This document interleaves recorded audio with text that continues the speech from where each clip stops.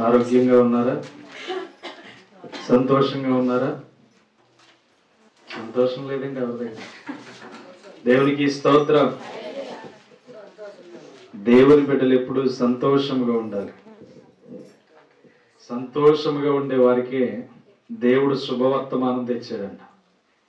అర్థమవుతుందా? మనం ఎప్పుడైతే సంతోషంగా ఉంటామో దేవుడు మన ఇంటిలోనూ కూడా శుభవర్తమానం తెస్తాడు. రైట్. గత వారం మనం ఏం చెప్పుకున్నామని అడిగితే ఎవరైనా చెప్పగలరో మర్చిపోయారా? చెప్పు. రైట్. ఒకరిని చూసి ఈర్షపడకూడదు. మనం ఎప్పుడు ఒకరిని చూసి తక్కువగా మాట్లాడకూడదు. ఎవరి క్రియలు వాళ్ళని బట్టే దేవుడు తీర్పు తీరుస్తాడు. వాళ్ళ గొప్పోళ్ళు వీళ్ళ గొప్పోళ్ళు అని ఎప్పుడు కూడా సంబరపడిపోకూడదు. మన జీవితంలో మనమే ప్రాముఖ్యమైన వారిగా దేవుడికి కనబడాలి. దేవుడు అందుకే ఈ లోకానికి వచ్చాడు. ఈ లోకానికి దేవుడు ఎందుకు వచ్చాడు అంటే మన ప్రాముఖ్యమైన జీవితాన్ని మనకి తెలియచేయడానికి వచ్చాడు. అర్థమవుతుందా? అర్థమవుతుందా? దేవుని నామంలో కూడి వచ్చిన మీరు చాలా శ్రద్ధాశక్తితో వింటే మన జీవితాలు బాగుంటాయి. ఎందుకంటే 2025 సంవత్సరంలో అతి ఘోరమైన పరిస్థితులు మనం చూడొచ్చు. అవి ఇప్పుడు కనబడకపోవచ్చు, కానీ 2025లో మనకి చాలా విషయాలు కనుగొంటాం. ఎందుకు అనంటే నిజమైన దేవుడు ఎవరో ప్రతి ఒక్కరూ తెలుసుకోబోతున్నారు. ప్రతి ఒక్కరికి కానుకునే రోజులు రాబోతున్న 25వ సంవత్సరంలో ప్రతి ఒక్కరూ గుర్తిస్తారు. ఎవ్వరూ అధైర్యపడొద్దు, భయపడొద్దు. మీరు నమ్ముతున్న దేవుడు జీవము కలిగిన దేవుడు గనుక మిమ్మల్ని తప్పక ప్రతి విషయంలో నుంచి కాపాడేవాడు ఆయన. దేవునికి స్తోత్రం. ఈరోజు ఎందుకు ఈ ఆందోళన విషయాలు మన జీవితంలో జరగకూడదని దేవుడు మనకి ముందుగానే చిన్న సన్నిధిగా ఇక్కడ ఏర్పాటు చేసి అనేక విషయాలను మనకి బయలుపరుస్తూ ఆయన రాజ్యం కొరకు మనకి ఎంతో విలువైన సందేశాలను మనకి తెలియజేస్తున్నారు. కాబట్టి ప్రతి విషయంలో మనకి మనమే కాపాడుకోవడానికి ప్రయత్నం చేయాలి. అర్థమవుతుందా? చదవబడిన లేఖనాలు చూద్దాం. యెషయా గ్రంథము 7వ అధ్యాయము 10 నుంచి 13 వచనాలు జ్ఞాపకం చేసుకుందాం. యెహోవా ఇంకను ఆహాజునకు ఇలాగు సెలవిచ్చెను, నీ దేవుడైన యెహోవా వలన సూచనను అడుగుము, అది పాతాళమంతా లోతైనను సరే, ఊర్ధ్వలోకమంతా ఎత్తైనను సరే, ఆహాజు అడగను యెహోవాను శోధింపనని చెప్పగా అతడు ఇలాగు చెప్పెను, దావీదు వంశస్థులారా వినుడి, మనుషులను విసిగించుట చాలదనుకొని నా దేవుని కూడా విసిగింతురా అని ప్రార్థన చేసుకుంది. స్తోత్రం, స్తోత్రం, స్తోత్రం, స్తోత్రం, స్తోత్రం, స్తోత్రం. పరిశుద్ధుడా, ప్రేమ గల తండ్రి, కృప కలిగిన దేవ, సర్వశక్తిమంతుడా, నీకు స్తోత్రములు తెలియజేస్తున్నాం. అద్భుతకరుడు, ఆశ్చర్యకరుడు, మేలు చేసే గొప్ప దేవుడు తండ్రి, నీ ఉన్నతమైన నామాన్ని బట్టి ఇదిగో మరొక్కసారి నీ సన్నిధిలో చేరుకొని నిన్ను గణపరిచి నీ సన్నిధానంలో ప్రభువా విలువైన మాటలను నేర్చుకోవడానికి నీ బిడ్డల్ని ఏర్పాటు చేసుకుని నీ సన్నిధికి నడిపిస్తున్న విధానాన్ని బట్టి నీకు స్తోత్రాలు.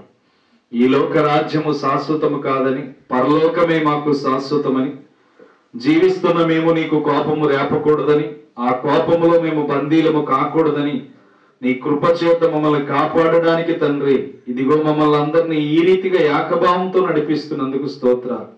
ఈ సమయమందు ప్రభువా నీ విలువైన మాటలను తెలుసుకోవడానికి మేము త్వరపడి నీ సన్నిధిలోని కూర్చి ఉన్నాము గనుక నీ కృపచేత మాతో మాట్లాడి మమ్మల్ని ధైర్యపరిచి నీ విలువైన ఉద్దేశాలను మాకు తెలియచేయమని నీ పరిశుద్ధమైన నామం పేరట అడిగి వేడుకొని నీ నామానికి మహిమ చెల్లిస్తూ నా నోటికి మీరు తోడుగా ఉండి బోరగా నన్ను వాడుకోమని యేసుక్రీస్తు నామం పేరట అడిగి వేడుకొనిచున్నాం తండ్రి, ఆమేన్.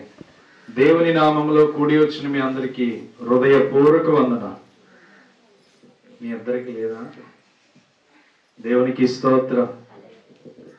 దేవుని యొక్క నామాన్ని బట్టి కొన్ని విషయాలను కాదు, చాలా విషయాలని దేవుడు మనతో మాట్లాడుతూ మన జీవితాలని బాగు చేయడానికి ఇష్టపడుతున్నాడు. మన జీవితాలని బాగు చేయడానికి ఇష్టపడే దేవుణ్ణి ఏ మాత్రము కోపము రేపకూడదు. అర్థమవుతుందా? దేవుని యొక్క వాక్యం మనం ఎంతగా ధ్యానించగలిగితే, వాక్యాన్ని ఎంతగా లోతైన ఆలోచనలు చేయగలిగితే దేవుడు మనల్ని కాపాడడానికి అంతగా ప్రయాసపడుతూ ఉంటాడు.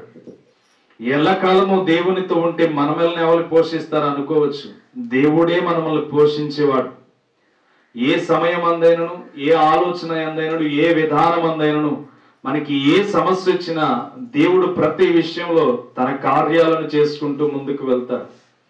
ఎప్పటికప్పుడు దేవుని మీద ఆధారపడడానికి దేవుడు మనతో మాట్లాడుతూ ఉంటాడు.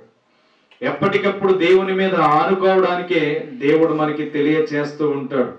ఇక్కడ ఆలోచన చేస్తే అక్కడ మాట్లాడుతున్న 13వ వచనంలో అతడు ఇలాగూ చెప్పెను, దావీదు వంశస్థులారా వినుడి, మనుషులను విసికించుట చాలదనుకొని నా దేవుని కూడా విసికింతున్నారా? ప్రవక్త చెప్తున్న మాట ఏం చేస్తున్నారంటే, దావీదు వంశస్థులు అంటే యోధా వంశస్థం వాళ్ళు ఏం చేస్తున్నారంటే దేవుని విసిగిస్తున్నారు.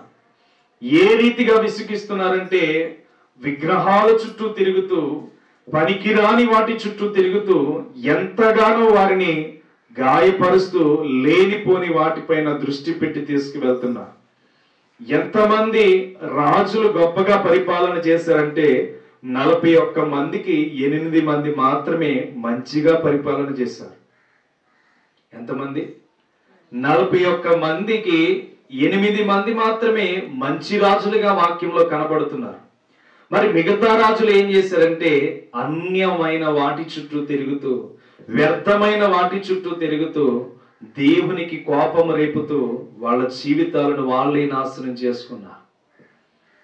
వాళ్ళ జీవితాల్లో వాళ్ళే నాశనాన్ని కొని తెచ్చుకున్నారు. ఎందుకు కొని తెచ్చుకున్నారంటే, నిజమైన దేవుడు మీకు మీ పితరులకు ఇన్ని అద్భుత కార్యాలు చేశాడు, ఇన్ని ఆశ్చర్య కార్యాలు చేశాడు, ఇన్ని విధానాలు కలిగిన అనేకమైన సూచక్రియలు చేశాడు అని చెప్పి చాలా విషయాలు వాళ్ళకి ధర్మశాస్త్ర గ్రంథము ద్వారా అనేకమైన ప్రవక్తలు వాళ్ళకి రాసి పెడితే, యోధా వంశస్థు దావీదు వంశస్థు వాళ్ళు ఎవరంటే యోధా వాళ్ళు ఏం చేస్తున్నారంటే దేవునికి ప్రతి క్షణము కోపం రేపుతున్నారంట.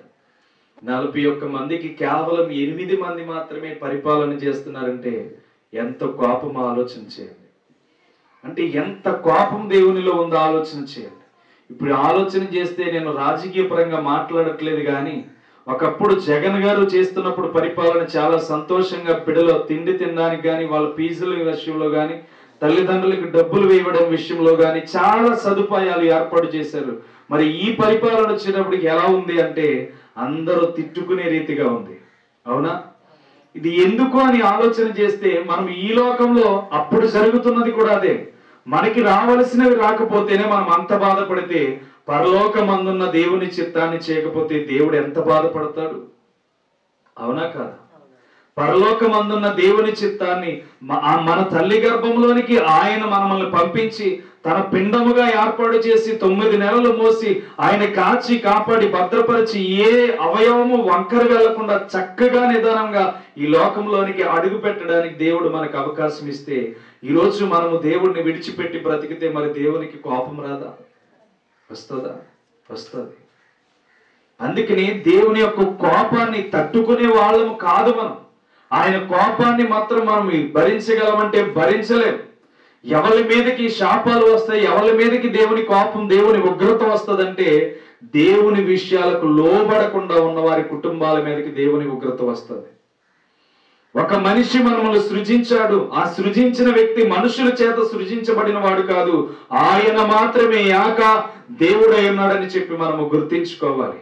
మనుషుల చేత చేయబడిన వాళ్ళు దేవుడైతే మనుషులు చేస్తున్నారు కదా, మరి అతన్నేమనాలి? అంతకంటే గొప్పవాడని పూజించాలిగా మరి. అవునా కాదా? మనకి జ్ఞానం పెరిగే కొలది ఆలోచన కూడా పెరగాలి. ఏది నిజమైనది, ఏది అబద్ధమైనది తెలుసుకున్న వాళ్ళకి దేవుడు తన యొక్క రాజ్యంలో చోటునిస్తాడు. తెలుసుకున్న తర్వాత కూడా దాని విషయంలో అదే రీతిగా బ్రతికిన వాళ్ళకి మాత్రం స్థానం ఇవ్వడం. దేవుని కోపం అంటే ఏంటంటే, ఇప్పుడు చంద్రబాబు మనకి 18,700 18,500 ఆడ మనుషులకి 45 సంవత్సరాలు దాటిన తర్వాత వేసేది. 45 సంవత్సరాలు దాటిన తర్వాత వేసేది ఏంటంటే, జగన్ గారు వేసేది 87,000 85,000 వేసేవాడు అంట సంవత్సరానికి. ఇప్పుడు ఆడబిడ్డలందరూ ఎలా తిట్టుకుంటున్నారంటే, అది లేకుండా పోయింది, పండగ టయానికి డబ్బులు అడితే చక్కగా బట్టలు ఇందులోనే కొలిసి వెళ్ళిపోయేదని తెగ తిట్టుకుంటున్నారు. అంటే రాజ్యం, ఈ లోక రాజ్యంలో మనం ఆశించిందే మనకి దొరకకపోతే, పరలోకమందుండి దేవుడు మనల్ని పుట్టించి ఈ లోకానికి పంపించి తన కుమార్తెలుగా తన కుమారులుగా మనల్ని ఏర్పాటు చేసుకుని ఆయనని సేవించి అనేక మందిని తన వైపు త్రిప్పుతామని ఆలోచన చేస్తే, మనము కూడా క్రమం లేకుండా జీవిస్తే దేవుడు ఏ రీతిగా ఊరుకుంటాడా? మీ బిడ్డలు తప్పు చేసి మీ ఇంటికి వస్తే ఊరుకుంటారా? అక్కడ బెల్ట్ ఉన్నా కర్ర ఉన్నా తిరగేసి మరి బాధేస్తాం. అవునా? అంటే ఒక క్రమం మన బిడ్డలకి ఇస్తున్నప్పుడు పరలోకమందున్న దేవుడు ఇది మీది కరెక్ట్ కాదు అని దేవుడు చెప్పడం న్యాయమా అబద్ధమా? న్యాయమే. తన చేతులతో ఒక పిండాన్ని ఏర్పాటు చేసి పలానా గ్రామంలో నువ్వు జన్మించాలని దేవుడు ఆ తల్లి గర్భంలో పెడితే, జన్మించిన తర్వాత వయసు వచ్చిన తర్వాత దేవుణ్ణి తిరస్కరిస్తే ఏమైనా లాభమా? లాభం ఉండదు. దేవునికే కోపం రేపే ప్రజలుగా మారిపోయారంటే ఇక్కడ అందుకనే మాట్లాడుతున్నాడు. అతడు ఇలాగూ చెప్పెను, దావీదు వంశస్థులారా వినుడి, అంటే యోధా వంశస్థులారా వినుడి, మనుషులను విసికించుట చాలదని నా దేవుని కూడా విసికిస్తున్నారా? దేవుడికి విసుగు వచ్చేది ఎప్పుడు తెలుసా? అన్యాయమైన కార్యాలు చేసినప్పుడే విసుగొస్తుంది. అన్యాయమైన మాటలు నిందలు వేసినప్పుడే దేవుడికి విసుగొస్తుంది. దేవుడికి విసుగు రావడం అంటే కోపము పుట్టించడమే. మోషే, ఎంతకాలం ఈ ప్రజల చేత ఓర్పు లేకుండా జీవిస్తావు? ఎంతకాలము వీళ్ళ జీవితాల మీద వీళ్ళు నా మీద సరుకుకుంటూ నిన్ను భరించలేని పరిస్థితుల్లో ఉన్నారంటే వీళ్ళని తుడి చేస్తాను, నీ రాజ్యాన్ని నేను గొప్పగా చేస్తానంటే మోషే అన్నాడు, నువ్వు పొరపాటున పని చేయొద్దయ్యా. అబ్రాహాము, ఇస్సాకు, యాకోబులకు నువ్వు వాగ్దానం చేసావు గనుక ఆ కోపాన్ని అణుచుకోమని చెప్తాడు. చూడండి, ద్వితీయోపదేశకాండం 4వ అధ్యాయం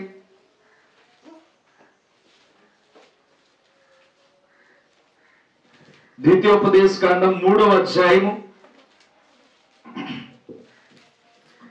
26వ వచనం చూడండి.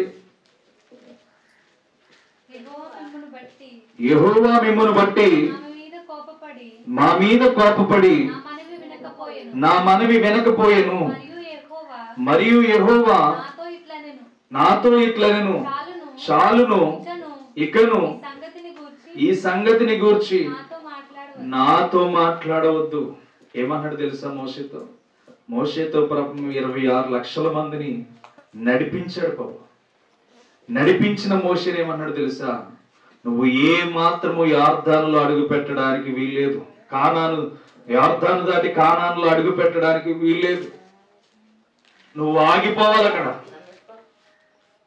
ఇశ్రాయేలు ప్రజల కోసమేమో మోషే మొత్తుకున్నాడు, అయ్యా నీ కోపాన్ని వాళ్ళ మీదకి తీసుకువెళ్ళొద్దు, నీ కోపాన్ని వాళ్ళ మీద చూపించొద్దు, నీ కోపాన్ని వాళ్ళ మీద ఏ మాత్రము కూడా రానివ్వద్దు, దయించి నీ ఒకసారి మాట ఇచ్చావు, వాళ్ళని జ్ఞాపకం చేసుకోమని చెప్పి దేవుని బ్రతిమాలుకున్న మోషేని దేవుడు ఏమన్నాడంటే, ఇదిగో ఏ మాత్రము నువ్వు నాకు కోపం రేపొద్దు, ఇంకొకసారి ఈ విషయం గురించి నా దగ్గరకు వచ్చి మాట్లాడేవా, ఏ మాత్రము నీకు నాకు మాటలు కట్ అయిపోతాయని చెప్తున్నాడు.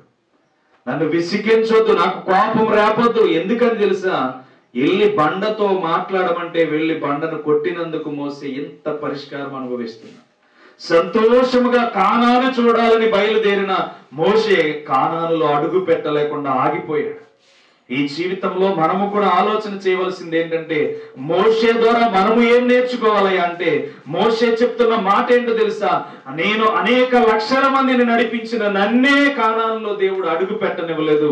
మరి ఎన్నో వాక్యాలు వింటున్న నీవు పరలోక రాజ్యంలో అడుగు పెట్టాలంటే ఏ అర్హత ఉండాలో జాగ్రత్త అని చెప్తున్నాడు. అలాంటి గొప్ప సేవకుడు, అలాంటి గొప్ప ప్రవక్త, అలాంటి గొప్ప అభిషేకుడు ఎంతగానో ప్రయాసపడి కానానులో తీసుకువెళ్ళడానికి అన్ని లక్షల మందిని తీసుకువెళ్ళి ఒకే చోట కూర్చోబెడితే ఇప్పుడు ఆ కానానులో అడుగు పెట్టడానికి అర్హత కోల్పోయాడు మోషే. మోషేని ఒక సాదృశ్యంగా మనకి పెట్టాడు. ఎన్నో వాక్యాలు వింటున్న నీవు, ఎన్నో విషయాలు తెలుసుకుంటున్న నీవు, ఎన్నో సందర్భాలుగా దేవునితో గడుపుతున్న నీవు దేవుని రాజ్యంలో అడుగు పెట్టాలంటే, ఏ క్రమము కలిగి జీవించాలంటే, దేవునికి కోపము లేకుండా ప్రతి క్షణము దేవుని యందు భయభక్తులు కలిగి జీవించాలి. యూదా ప్రజలు ఏం చేస్తున్నారంటే దేవునికి కోపం రేపుతున్నారు. దావీదు వంశస్థులు ఏం చేస్తున్నారంటే దేవునికి కోపం రేపుతున్నారు. ఏ విషయంలో రేపుతున్నారంటే ప్రతి విషయంలో విగ్రహాల చుట్టూ తిరుగుతూ దేవునికి కోపాన్ని పుట్టిస్తున్నారు. ప్రతి విషయంలో దేవుని యొక్క మాటలు వినకుండా, దేవుని యొక్క చిత్తాన్ని చేయకుండా, దేవుని యొక్క మార్గంలో నడవకుండా వాళ్ళ ఇష్టానుసారమైన భవిష్యత్తును ఏర్పాటు చేసుకుని వారి జీవితాల్లో వారు నడుచుకుంటూ వెళ్ళిపోతున్నారు. కానీ యెహోవా దేవుడు ఊరికినే వాడు కాదాయన. అందుకనే ఆయన కోపాన్ని తట్టుకోలేక ఈ ప్రజలను చూసి ఎక్కడ ఆయన నాశనం చేస్తాడని అక్కడ మాట్లాడుతున్న మాట ఏంటో తెలుసా? 14వ వచనంలో, కాబట్టి ప్రభువు తానే ఒక సూచన మీకు చూపును, ఆలకించుడి, కన్యక గర్భవతి కుమారునికని అతనికి ఇమ్మానుయేలను పేరు పెట్టును. ఏంటంట? ప్రభు తానే ఒక సూచన మనకి చూపుతున్నాడు. ఏమి చూపుతున్నాడంటే తన కోపాన్ని మన మీద ఎక్కడ ప్రస్తావించబడి మన మీద దాడి చేసి దేవుడు మనల్ని తుడిచిపెట్టేస్తాడు అని చెప్పి అక్కడ చెప్తున్న మాట ఏంటో తెలుసా? ఆలకించుడి, కన్యక గర్భవతి కుమారునికని అతనికి ఇమ్మానుయేలు అని పేరు పెట్టును. ఇమ్మానుయేలు అని పేరుకు అర్థం ఏంటో తెలుసా? చెప్పండి. దేవుడు మనకు తోడుగా ఉన్నాడు. ఇమ్మానుయేలు అనే మాటకి దేవుడు మనకి తోడుగా ఉన్నాడు. ఇంతవరకు పరలోకమందున్న దేవుడు ఏం చేస్తున్నాడంటే ప్రభు తానే ఒక సూచన చూపి ఇదిగో లోక రక్షకుడైన యేసుక్రీస్తు వారిని ఈ లోకానికి పంపించి మనకి తోడుగా ఉండడానికి మన జీవితాల్లోనికి ఎంటర్ అయ్యాడు. మన జీవితాల్లోనికి ఆయన ఎంటర్ అయ్యి మన జీవితాలను బాగు చేయడానికి మరలా తానే ఏం చేస్తున్నాడంటే ప్రయాసపడుతున్నాడు. మన జీవితాలను మనం కాపాడుకోవడానికే ప్రయాసం ఉండదు.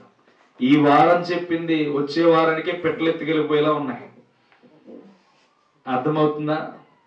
ఈ వారం చెప్పేది వచ్చే వారానికి పిట్టలెత్తికెళ్ళిపోయినట్టున్నాయి మన వాక్యం వినడంలో.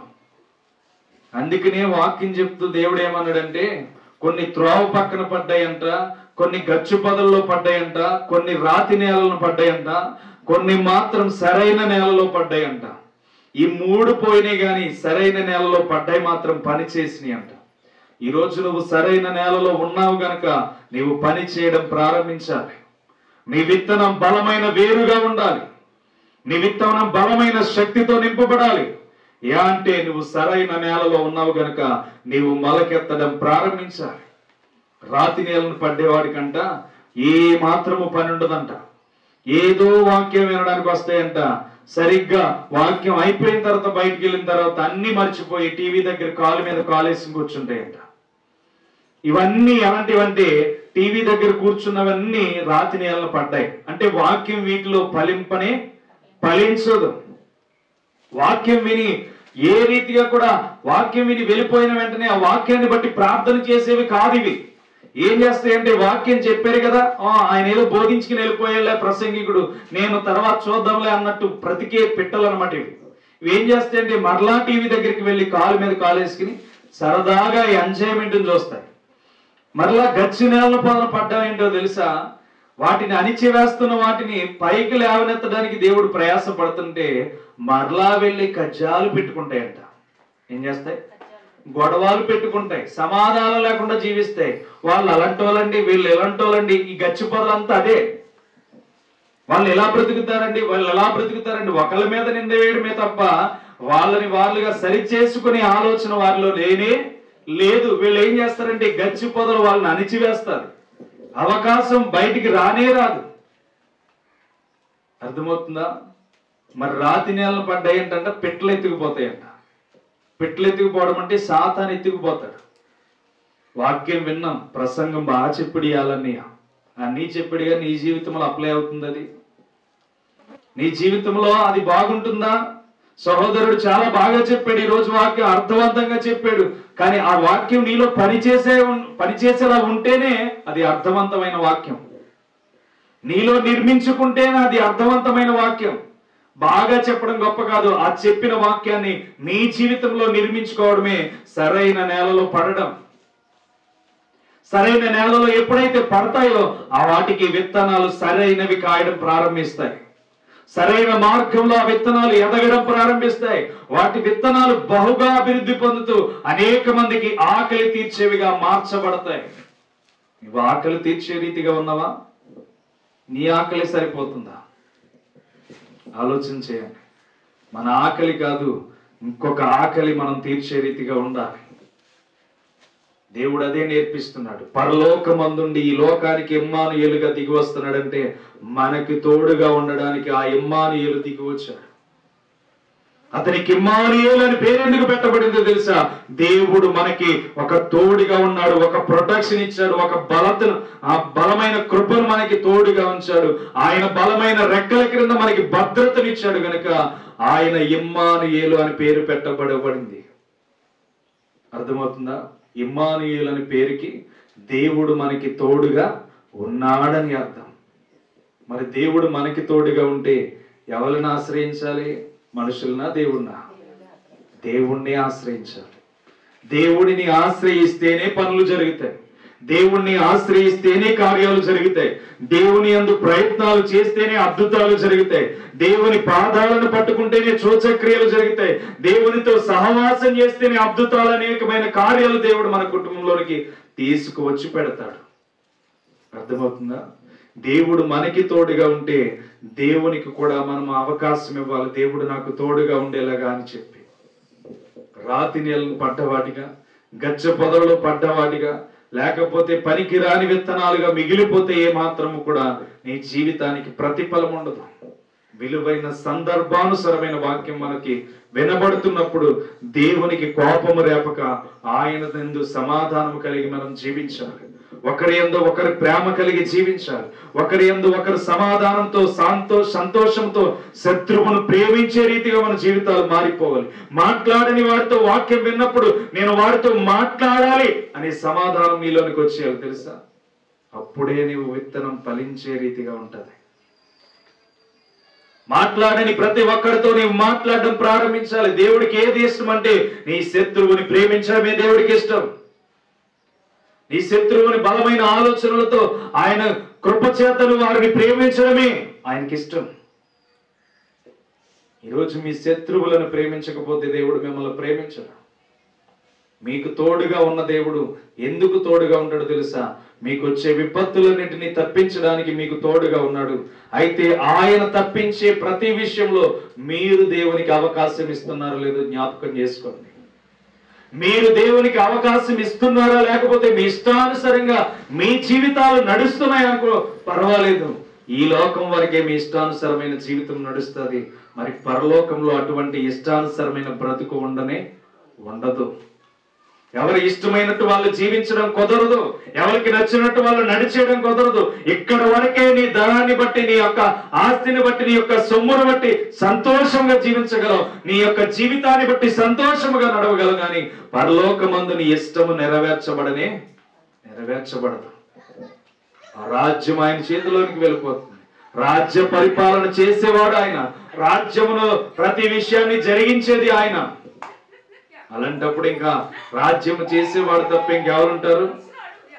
పాపం చేసే వాళ్ళు అక్కడ ఏ మాత్రము కూడా ఉండరు. అందుకనే దేవునికి కోపము రేపకూడదు. దేవునికి కోపము రేపితే దేవుడు ఏ మాత్రము కూడా ఆ కుటుంబంలో జరిగే ప్రతి విపత్తు నుంచి దూరం అయిపోతాడు.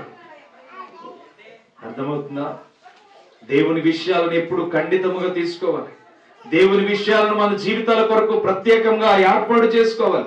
దేవుడు ప్రతి విషయంలో మనకు తోడుగా ఉంటానని చెప్పాడు. ఇమ్మానుయేలు అన్న మాటకు తోడుగా ఉన్నాడని చెప్తున్నప్పుడు దేవుణ్ణి విడిచిపెట్టి ఎంతకాలం బ్రతుకుతాం? దేవుని ఇష్టాన్ని నెరవేర్చకుండా ఎంతకాలం మనం జీవిస్తాం? దేవుని ఇష్టాన్ని తెలియకుండా ఎంతకాలం మనం నడుస్తాం?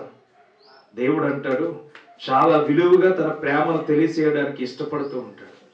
ఏమండి, ఒక చంటి బిడ్డను కేకేసి తేనె తన చేతిలో వేసి ఇది చేదుగా ఉంటుంది తినంటే తింటదా? తింటదా? తినదు. తింటదా? అది తీయదనమే, కానీ ఇది చేదుగా ఉంటుందమ్మా, తినంటే తినదు. ఎప్పుడైతే అది రుచి చూస్తుందో తప్పకుండా మరొకసారి అడగడం ప్రారంభిస్తారు. ఎప్పుడైనా సరే మన చేదైన జీవితంలో దేవుని చూడక, దేవుని క్రియలు చూడక, దేవుని అద్భుతాలు చూడక మనము చేదుగా బ్రతుకుతున్నాం. ఎప్పుడైతే దేవుని అనుభవాలతో వెళ్తామో ఆ తీయదనం మనకి మరింత అద్భుతంగా మార్చడం ప్రారంభిస్తారు. మరలా దేవుడు కావాలి, మరలా దేవుని మాటలు వినాలి, మరలా దేవుని చిత్తాన్ని చేయాలి. దేవుడు అడిగే కొలది ప్రతి ఒక్కటి ఇచ్చేయాలన్న రీతిగా మన జీవితం మారిపోతుంది. తెలుసా, మనలో ఉన్న ఆ చేదుని తీసివేయాలి ముందు. ఎప్పుడైతే దేవుడు అనే తీయదనాన్ని మనం తెలుసుకుంటామో, ఆ తీయదనం మనలోనికి వచ్చిన తర్వాత ఆ తీయదనం వలన మనం బహుగా దీవించబడతాం. ఆ తీయదనం తెలియక మన చేతిలో చేదుగా ఉంది, చేదుగా ఉందని తిరుగుతున్నాం ఎంతకాలం. ఆ చేదును నీ నుంచి దూరపరుచుకుంటేనే ఆ తీయదనం నీ జీవితంలో మహా అద్భుతంగా కనబడుతుంది. ఆ బిడ్డ ఎందుకు తినలేదో తెలుసా? మనం ఏం చెప్పామంటే చేదుగా ఉంది కనుక తినను అంటుంది. కానీ ఒక్కసారి దాని నాలికి టచ్ అయిన తర్వాత ఆ పిల్ల ఏం చేస్తుంది? ఇంకా కావాలని అడుగుతుంది. మీరు ఎప్పుడైతే దేవుని యొక్క కార్యాలను చూడడం ప్రారంభిస్తారో దేవుడు మహా అద్భుతంగా అనేకమైన కార్యాలను చేయడానికి నీ హృదయం ఎంతగానో తోడ్పడుతూ దేవుని కొరకు వెతకలాడడం ప్రారంభిస్తుంది. అంతవరకు నీవు సరిగ్గా దేవుని వెతకలేవు. ఎప్పుడు దేవుణ్ణి వెతకగలవంటే దేవుని క్రియలను చూసినప్పుడే నీవు దేవుణ్ణి వెతకగలవు. నీవు తీయదనాన్ని ఎప్పుడు తెలుసుకోగలవంటే అది చేదుకు సంబంధించిన కాదు, తీయదనమైనది అని చెప్పి నువ్వు ఎప్పుడైతే ఆలోచన చేస్తావో ఆ తీయదనమైనది నీకు ఎప్పుడైతే ఆ చేదైనది తీయదనముగా మార్చబడుతుందో దేవుడు కూడా నీకు అదే నేర్పిస్తాడు. నువ్వు ఇంతకాలం నన్ను చేదైన వాడిని అనుకున్నావు, నీకు తీయదనాన్ని ఇచ్చేవాడినని అప్పుడే నీకు అర్థమవుతుంది. చేదైన విషయాలను విడిచిపెట్టేసి, చేదైన కార్యాలను విడిచిపెట్టేసి దేవుడు నీకు క్రొత్త జీవితాన్ని ఇవ్వడానికి ఇష్టపడితే చేదైన వేరులో మనం నిలబడచ్చు అంటారా? నిలబడకూడదు. అందుకని ఈ ప్రజలు ఎలా ఉన్నారంటే చేదైన వేరును వెతుక్కుంటున్నారు, చేదైన దాని కొరకు పరుగులు పెడుతున్నారు, చేదైన దాని కొరకు చూస్తున్నారు, కానీ దేవుడికి కోపం రేపుతూ వాళ్ళ ఇష్టానుసారంగా బ్రతికేస్తున్నారు. ఈరోజు దేవుణ్ణి తెలుసుకుంటున్న మనము ఏ మాత్రము కూడా దేవుని విడిచిపెట్టి బ్రతకూడదు, దేవుని గాయపరిచేలాగా బ్రతకూడదు. దేవుడు అంటున్న మాట ఏంటో తెలిస్తే ఇక్కడ ఆ యెషయా ప్రవక్త ద్వారా, నా దేవుణ్ణి కూడా విసిగిస్తున్నారా? మనుషులను చాలదన్నట్టు ఇక నా దేవుని కూడా విసిగించడానికి మీరు సమయం వచ్చేసిందా అని చెప్పి ఆలోచన చేస్తున్నారు అక్కడ. అంటే ఎంత దారుణమైన విపత్తు! పుట్టించిన దేవుణ్ణి అవమానపరుస్తున్నారు, పుట్టించిన దేవుణ్ణి గాయపరుస్తున్నారు, పుట్టించిన దేవుణ్ణి ఎంతగానో బాధపరుస్తున్నారు. అలాంటి దేవుణ్ణి ఈరోజు మనము గాయపరచొచ్చా? దేవునికి కోపం రేపొచ్చా? దేవుని ఇబ్బంది పెట్టొచ్చా? ప్రతి అనుకూలమైన పరిస్థితిని దేవుడు మనకిస్తూ మన కుటుంబంలో ప్రార్థన చేయగా అనేకమైన కార్యాలు చేస్తున్న దేవుని గాయపరచొచ్చంటారా? గాయపరచకూడదు. దేవుడు మనకి ఎంతో ప్రయాసనిస్తున్నారు. అందుకనే గలతీ పత్రిక 4వ అధ్యాయం 11వ వచనంలో ఒక మాట రాయబడి ఉంది, చదవండమ్మా. గలతీ పత్రిక 11వ అధ్యాయం 4వ అధ్యాయం 11వ వచనం.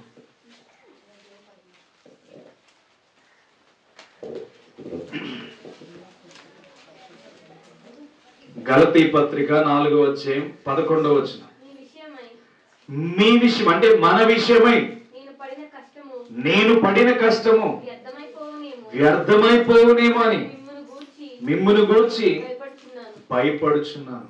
అపోస్తలుడైన పౌలు అంటున్నాడు, సంఘానికి రాస్తున్నాడు, సంఘానికి తెలియజేస్తున్నాడు, అమ్మా మీ కొరకు నేను పడిన ప్రయాస వృధా అయిపోతుందేమో, అమ్మా నేను చెప్పిన సువార్త వృధా అయిపోతుందేమో, ఒకవేళ క్రమము తప్పేసి గమ్ముని మీరు నరకాల్లో కనబడితే నేను ఎలా ఉండగలనమ్మా, నేను ఎలా తట్టుకోగలనమ్మా అని చెప్పి గలతీ సంఘానికి రాస్తున్నాడు. సేవకుడు ప్రయాస ఏంటో తెలుసా? దేవుని నామములో మనం అందరము చేర్చబడాలి. ఈ గలతీ సంఘానికి కూడా ఏం చెప్తున్నాడంటే, నేను మీ కొరకు పడిన ప్రయాస వ్యర్థమైపోతుందేమో, నేను మీ కొరకు పడిన కష్టము వ్యర్థమైపోతుందేమో, మీకు ప్రకటించిన సువార్త అంతా వ్యర్థమైపోతుందేమో అని చెప్పి ఆయన భయపడుతున్నాడు, ఆయన బాధపడుతున్నాడు. ఎందుకు బాధపడుతున్నాడంటే సువార్తను లక్ష్య పెట్టకుండా బ్రతుకుతున్న ప్రజలు వాళ్ళ మధ్యన కనబడుతున్నారు. వాళ్ళ జీవితాల్లో సువార్తను లక్ష్య పెట్టకుండా బ్రతుకుతున్న ప్రజలు వాళ్ళకు కనబడుతున్నారు. అందుకని గలతీ సంఘానికి ఏం చేస్తున్నాడంటే, మీ వలన మేము పడిన ప్రయాస వ్యర్థమైపోతుందేమో. ఈరోజు ఇంత విలువైన సువార్త మనకు వినబడుతున్నప్పుడు మనము కూడా మీ వలన ఏ మాత్రము కూడా ఈ సువార్త వ్యర్థమైపోకూడదు. ఈ సువార్త ఏ మాత్రము కూడా నిర్లక్ష్యము చేయబడకూడదు. ఈ సువార్త ఏ మాత్రము ఆలస్యం చేయబడకూడదు. మన జీవితాల్లో నిర్మించుకోవడానికి ఈ సువార్తకు మనం అవకాశం ఇవ్వాలి. ఎందుకు ప్రయాస అంటే మనం బాగుపడడానికి. ఎందుకు ప్రయాస అంటే మన జీవితాలను సరి చేసుకోవడానికి. ఎందుకు ఈ ప్రయాస అంటే మన జీవితాలు దేవుని యొద్దకు చేరడానికే. అర్థమవుతుందా? ఆకలి దప్పులు మానుకుని ఈ రోజు వరకు ఏమీ తినకుండా ఎందుకు మాకు ప్రయాస? మీలా భోజనం చేయొచ్చు, మీలా టిఫిన్లు చేయొచ్చు, మీలా ఆహారం తీసుకుని సంతోషంగా గడపవచ్చు, సుఖాలతో మేము బ్రతకొచ్చు. కానీ ఎందుకు ప్రయాస? మీకోసం మీకు మాకు ఏంటి సంబంధం? మీకు మాకు ఏంటి రక్త సంబంధం? ఏమైనా ఉందా? ఏమీ లేదు. కానీ దేవుడి యొక్క ప్రయాస మాకు భారం.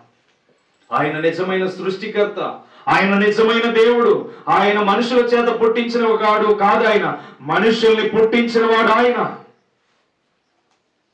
ఆయన పుట్టించిన వాడి లోకంలో లేడు. కానీ మనుషులు పుట్టించిన వాటిని మనం ఎందుకు ఆలోచన చేయండి. ఈరోజు ఎటువైపు వెళ్తుందో సమాజం. జాగ్రత్త. దేవుడు త్వరలో రానై ఉన్నాడు. వారి వారి క్రియల చొప్పున ప్రతిఫలం ఇవ్వడానికి దేవుడు ఎంతగానో ఎదురు చూస్తున్నాడు. ఆయన చిత్తమును నెరవేర్చిన వారికి ఆయన రాజ్యంలో చేరవేయడానికి ఎన్నో ఆశ్చర్య కార్యాలు చేయడానికి ఇష్టపడుతున్నాడు. ఆయనని కాదని వేరే వాటి మీద మీరు ప్రయాసపడితే, ఇది ఇక్కడ అంటున్నాడు, మీ వలన పడిన ప్రయాస నాకు వ్యర్థమైపోతుందేమో. సంఘబిడ్డలారా ఆలకించండి. ఎందుకు ఈ ప్రయాస అంటే, ఒకరోజు నేను చెప్పేది సత్యమో కాదో మీకే అర్థమవుతుంది. ఒకరోజు సత్యం అనేది నిజమో కాదో మీకే తెలుస్తుంది. నేను బోధించిన సువార్త నిజమో కాదో మీకే తెలుస్తుంది. దేవుడు మనకు తోడుగా ఉన్నాడని చెప్పిన మాటలు మీకు అర్థమయ్యే రోజు ఒక రోజు రాబోతుంది. ఆ రోజు మనం అందరము తప్పకుండా ఎదురు బదురు పడవలసిన వాళ్ళమే. ఏ కాపరి ఎక్కడున్నాడు, ఏ సంఘ బిడ్డలు ఎక్కడున్నారు, ఆ రోజు వెతుకులాట జరగవలసిందే. ఎత్తబడి గుంపులో మనం చేర్చబడాలని దేవుడు మనకి నేర్పిస్తున్నాడు. ఎత్తబడి గుంపులో మనం ఉండాలని దేవుడు మనకి తెలియజేస్తున్నాడు. ఎత్తబడి గుంపులో మనం ప్రత్యేకంగా ఎదగాలని దేవుడు తెలియజేస్తున్నాడు. ఈరోజు మనం మోసపోకూడదు. మోసపోకుడి దేవుడు వెక్కిరించబడడు. అర్థమవుతుందా? మోసపోతే దేవుడు వెక్కిరించబడ్డు. నీ జీవితం కోల్పోతావు. ఎవరు మోసపోతారంటే నువ్వే మోసపోతున్నావు. దేన్ని చూసి మోసపోతున్నావు అంటే మనుషుల మాటలను చూసి మోసపోతున్నావు. మనుషులు నీ మీద నింద వేస్తున్న మాటలను చూసి మోసపోతున్నావు. సరైన రీతిలో నీ తల్లిదండ్రులు లేకపోతే నీ బిడ్డలు సరైన మార్గంలో లేక వారి క్రమాన్ని తప్పిపోతున్నారంటే కేవలం నువ్వే వారిని మోసం చేసే రీతిగా మార్చేస్తున్నావు. అర్థమవుతుందా? మోసపోయినంత మాత్రాన దేవునికి ఏమీ రాదు. మన జీవితాలు నాశనం అయిపోయినంత మాత్రాన దేవుడికి ఏం అవ్వదు. తీర్పులోనికి వెళ్తాం. ఎవరి లెక్క చొప్పున వాళ్ళకి దేవుడు తీర్పు తీరుస్తాడు. ఎవరి లెక్క చొప్పున వాళ్ళు తీర్పు తీరుస్తాడు దేవుడు. తీర్పు తీరుస్తున్నప్పుడు నీకు చెప్పేది ఏంటో తెలుసా? ఒక దైవ సేవకుడిగా ఎందుకు ప్రయాసపడాలి? ఒక దైవ సేవకుడిగా మీ కొరకు ఎందుకు ప్రయాస కలవాలి? ఇవన్నీ చేయడానికి ఎందుకయ్యా అంటే, ఒక రోజు నీతి అనే దక్షిణ హస్తం మనకు తోడుగా ఉండబోతుంది. ఆ దక్షిణ హస్తాన్ని మనం విడిచిపెట్టక ఆయన రెక్కల క్రింద భద్రపరచువాడిగా మనము జీవించాలి. ఆయన రెక్కల క్రింద ఆశ్రయం కోరిన వారిగా మన జీవితం నడవాలి. ఆయన దేవదూతల్ని తోడుగా మనకి పెట్టుకునే వారిగా మనము జీవించాలి. ఏమండి, ఎన్నటికి దేవుని ఆశీర్వాదం వస్తే ఎలా ఉంటుందో దావీదు మాట్లాడుతున్నాడు. 1వ దినవృత్తాంతులు 17వ అధ్యాయం చివరి వచనం చూడండి. 27వ వచనం. 1వ దినవృత్తాంతులు 17వ అధ్యాయము 27వ వచనం.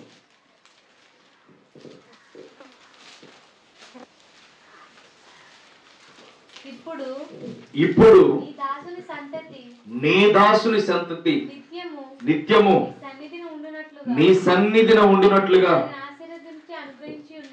దాన్ని ఆశీర్వదించి అనుగ్రహించి ఉన్నావు. యెహోవా, నీవు ఆశీర్వదించిన ఎడల అది ఎన్నటికి ఆశీర్వదింపబడి ఉండును. ఏమన్నాడు? దావీదు వంశం అది. దావీదు వంశమును గురించి దేవుడు చెప్పిన మాట ఏంటో తెలుసా? నీవు ఆశీర్వదించబడిన కుటుంబము ఎన్నటెన్నటికి ఆశీర్వదించబడుతుంది. అర్థమవుతుందా? మనకు ఆశీర్వాదం కావాలా వద్దా? కావాలి. దేవుడి క్రియలు మనం చూడాలా వద్దా? చూడాలి. దేవుడు అద్భుత కార్యాలు చూడాలా వద్దా? చూడాలి. చూడాలి అన్న మనము దేవుని కొరకు మనమేం చేస్తున్నాం? దేవుడు మనకు అది కావాలి ఇది కావాలని అడుగుతున్న దేవుని కొరకు మనం ఏం చేస్తున్నాం? దేవుని ఇష్టాలేంటో తెలుసుకున్నామా? దేవుని అభిప్రాయాలు ఏంటో తెలుసుకున్నామా? దేవుని మార్గాలు, అసలు ఆయన చిత్తమేంటో మనం ఎప్పుడైనా తెలుసుకున్నామా? దావీదు అంటున్నాడు, నిత్యము నీవు ఆశీర్వదించబడిన కుటుంబం ఎప్పటికీ ఆశీర్వదించబడే ఉంటుంది, ఎప్పటికీ దీవించబడే ఉంటుంది, ఎప్పటికీ అది ఏ మాత్రము దాన్ని దొంగిలించేవాడు ఎవ్వడు ఉండడని చెప్పి మాట్లాడుతున్నాడు. మరి దేవుని విషయంలో మనం ఎందుకు నిర్లక్ష్యం చేయాలి? మనల్ని కాపాడేది ఎవరండి చెప్పండి? దేవుడేనా? దేవుడే మనల్ని కాపాడుతున్నాడు. మనకి సమస్యలు, ఒత్తిడి వచ్చినప్పుడు ప్రతి బలహీనత నుంచి దేవుడే మనకి విడుదల ఇస్తున్నాడు. ప్రార్థన చేస్తే చాలు దేవుడు కార్యం చేస్తాడని నమ్ముతున్నాం. ప్రార్థన చేస్తే చాలు దేవుడు అద్భుతాలు చేస్తాడని నమ్ముతున్నాం. మరి అలాంటి అద్భుతాలు చేసే దేవుడికి మనమెంత దేవునికి అవకాశం ఇస్తాం? దేవుడు మనల్ని పరిశోధించి తెలుసుకుంటున్నాడు. మనము కూర్చున్న, నిలబడ్డ, ఆకాశంలో ఉన్న, పాతాళంలో ఉన్న, భూమి మీద నడిచిన, ఎక్కడికి వెళ్ళినా దేవుడు అబ్జర్వ్ చేస్తున్నాడు. ప్రతి విషయంలో మనం ఎక్కడ నిలబడినా ప్రతి విషయంలో దేవుడు మనల్ని అబ్జర్వ్ చేస్తున్నాడు. ఎందుకు అబ్జర్వ్ చేస్తున్నాడంటే, నిన్ను పుట్టించిన వాడు ఎలా విడిచిపెడతాడు? తల్లిదండ్రులు సాయంత్రం ఇంటికి పిల్ల రాకపోతే అబ్జర్వ్ చేయరా? ఎక్కడికి వెళ్ళిపోయింది పిల్ల, ఎంత సమయం అయింది, డైలీ ఈ టయానికి వచ్చి ఇంకా రాలేదేంటి అని 2 గంటలు లేట్ అయితే ఏమైపోద్ది? మన హృదయం ఎంతగానో బాధపడిపోద్ది, ఎంతగానో కుమిలిపోతుంది. లేకపోతే గంటలో రావాల్సిన ప్రయాణం 5 గంటలు పట్టింది అనుకో, ఇంకా రాలేదేంటి, గంటలో రావాల్సిన ప్రయాణం ఇంకా 5 గంటలు పట్టింది ఏంటని కంగారు పడిపోమా? కంగారు పడిపోతాం. పరలోకమందున్న దేవుడు నిన్ను నన్ను సృష్టించి ఊరికి విడిచిపెట్టేస్తాడా? తిరిగేండి రా మీ ఇష్టం, ఏం చేసుకుంటారు మీ ఇష్టం, తిరిగేండి నా దగ్గరికి నేను తీసుకుంటాను అంటాడా? వాని క్రియల చొప్పున జీతం ఇవ్వడానికి త్వరపడుతున్నాడు ఆయన. ఎవడు ఏం చేస్తున్నాడు ప్రతి క్షణము గమనిస్తున్నాడు. 139వ కీర్తన చూడండి. 139వ కీర్తన దావీదు మాట్లాడుతున్న మాట ఏం మాట్లాడుతున్నాడు చూడండి.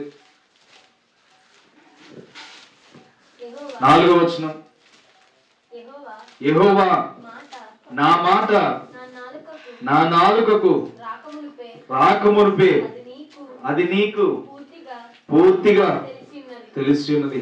ఏం చెప్తున్నాడంట? మన నోటి మాట నాలుకకి రాకముందే పూర్తిగా అంట ఆయనకి తెలిసిపోతుంది. మరి సృజించిన వాడికి తెలీదా? తెలుసు.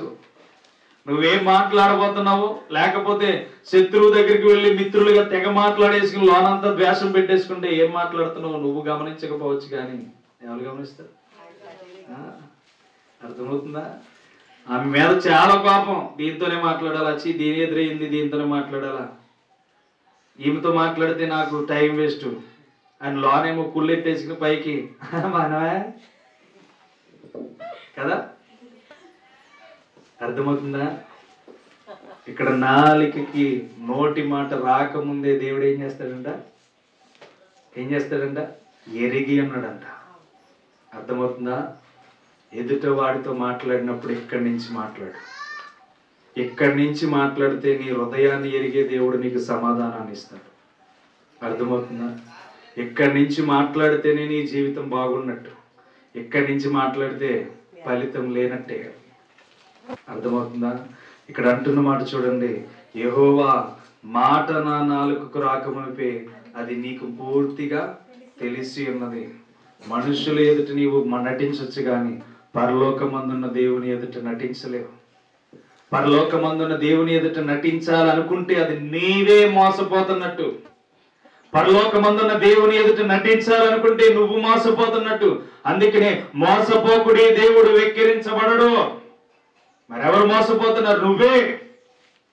దేవుని వాక్యాన్ని వింటూ దేవుడు ఇలా నడిస్తే బాగుంటుందని చెప్తున్నప్పుడు, దేవుడు ప్రేమ కలిగి జీవించమని చెప్తున్నప్పుడు, దేవుని యొక్క నడవడికలో నీ జీవితం బాగుంటేనే ఆయన రాజ్యంలో నీ చేరతావు అన్నప్పుడు, దేవుడు నీ మాటను వింటున్నాడని చెప్పి జాగ్రత్త. ప్రతి ఒక్కరితో మాట్లాడుతున్నప్పుడు జాగ్రత్తగా మాట్లాడు. వెనకాల గొయ్యలు తవ్వుతూ ముందు మంచితనం కనబడితే ఏ మాత్రం లాభం ఉండదు. దేవుని యొక్క చిత్తాన్ని చేస్తూ దేవుని యొక్క మార్గాన్ని కనుగొంటూ బయట వెలుపల కూడా ఒకటే రీతిగా ఉండాలి. లోపల వెలుపల కూడా ఒకే రీతిగా ఉన్నవాడినే దేవుడు గమనిస్తాడు. వాడు స్వార్థపరుడైన కోపాన్ని ఎదురుగా చూపిస్తున్నాడు కనుక వీడు నిజాయితీపరుడు, నీతిపరుడు అని దేవుడు గుర్తిస్తాడు. అంతేగాని పైకి ఒకటి, లోన ఒకటి, వెనకాల గొయ్య ఒకటి, ముందు ఒకటి సంతోషం కనబడితే అనవసరం. అర్థమవుతుందా? ఎవరు చూస్తారు? పరమందున్న దేవుడు చూస్తాడు. చూడండి అదేం చెప్తున్నాడు అక్కడ. 7వ వచనం చూడండి. నీ ఆత్మ యొద్ద నుండి నేనెక్కడికి వెళ్తానయ్యా చెప్పు. నీ సన్నిధి నుండి నేనెక్కడికి పారిపోదును? నేను ఇదిగో ఇక్కడి నుంచి ఆకాశంకి ఎక్కినను, నువ్వు అక్కడనున్నావు. నేను పాతాళంలో పండుకోవడానికి వెళ్ళినా నువ్వు అక్కడనున్నావు. నేను వేకు రెక్కలు కట్టుకుని సముద్ర దిగంతములోనికి నివసించునను, అక్కడను నీ చెయ్యి నన్ను నడిపించును, నీ కుడి చెయ్యి నన్ను పట్టుకును, అంధకారము నన్ను మరుగు చేయను. ఎక్కడున్నాడంట? ఆకాశం వెళ్తే అక్కడ ఉన్నాడంట, కిందకి వెళ్ళి పడుకుందామంటే అక్కడ ఉన్నాడంట, సముద్ర తరంగాల్లోనికి వెళ్దామన్నా అక్కడ చేయబట్టుకు నడిపిస్తున్నాడంట. దేవుడు ఎక్కడున్నాడు? అన్ని చోట్ల నిన్ను గమనిస్తున్నాడు. 360 degrees లో నిన్ను ప్రతి ఒక్కటి అబ్జర్వ్ చేస్తున్నాడు.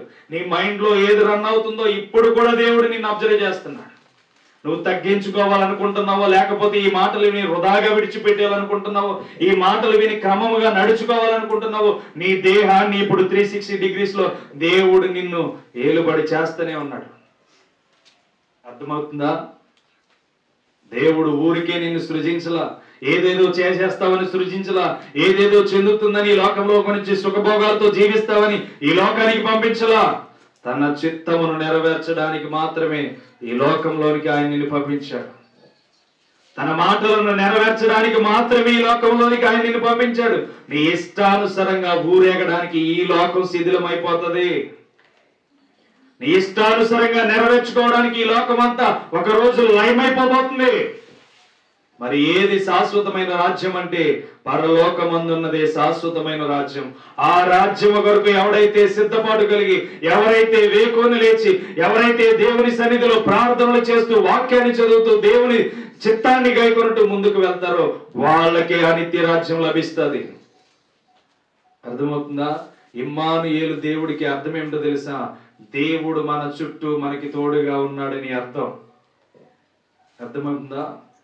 మనం ప్రార్థన చేయగా ఆశ్చర్యకార్యాలు ఎందుకు జరుగుతున్నాయి? అద్భుతాలు ఎందుకు జరుగుతున్నాయి? సూచక్రియలు ఎందుకు జరుగుతున్నాయి అంటే దేవుడు మన చుట్టూ ఉండి మనం చేసే ప్రతి ప్రార్థన యథార్థమైనదా, లేకపోతే పై పెదవుల నుంచి వచ్చేదని చెప్పి ప్రతి ఒక్కటి గమనిస్తున్నాడు. నువ్వు నడిచి వెళ్తున్నప్పుడు మనుషుల్ని కళ్ళు కప్పేచ్చు, కానీ నువ్వు నడిచి వెళ్తున్నప్పుడు నీ ప్రక్కన దేవుడు ఉన్నాడని గుర్తుపెట్టుకోండి. నువ్వు పరాయి వాళ్ళతో హృదయం తెరిచి మాట్లాడుతున్నావు, మాట్లాడట్లేదని చెప్పి నీ హృదయాన్ని గమనించేవాడు నీతో ఉన్నాడని గుర్తెరగండి. శిథిలమైపోయే ఈ రాజ్యం కొరకు అబద్ధాలు ఆడేవా? శిథిలమైపోతున్న ఈ రాజ్యం కొరకు నీ దేహాన్ని నాశనం చేసుకున్నావా? శిథిలమైపోతున్న ఈ లోకము కొరకు నీ కుటుంబాన్ని పాడు చేసుకున్నావా? ఇక్కడితోనే అయిపోతుంది. కానీ అక్కడికి వెళ్ళిన తర్వాత భయంకరమైన పరిస్థితులు ఉంటాయి. అందుకని దేవుడు మనకి తోడుగా ఉన్నాడని నువ్వేం చేయాలంటే భయభక్తులు కలిగి నీవు జీవించాలి. అందుకని ఫిలిప్పీలకు రాస్తూ ఏమంటున్నాడంటే, ఫిలిప్పీలకు పత్రిక 2వ అధ్యాయం 1వ వచనం చూడండి.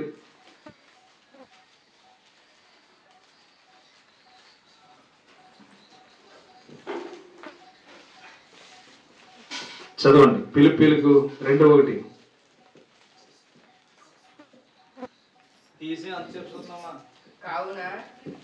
కావున క్రీస్తునందు ఏ హెచ్చరికైనను, ప్రేమ వలన, ఆదరణైనను, ఆత్మయందు ఏ సహవాసమైనను, ఏ దయారసమైనను, వాత్సల్యమైనను ఉన్న యెడల మీరందరూ ఏక మనుషులైనట్లు యాక ప్రేమ కలిగి యాక భావము గలవారై ఉండి ఒకరి యందే మనసుంచుచు నా సంతోషమును సంపూర్ణము చేయుడి.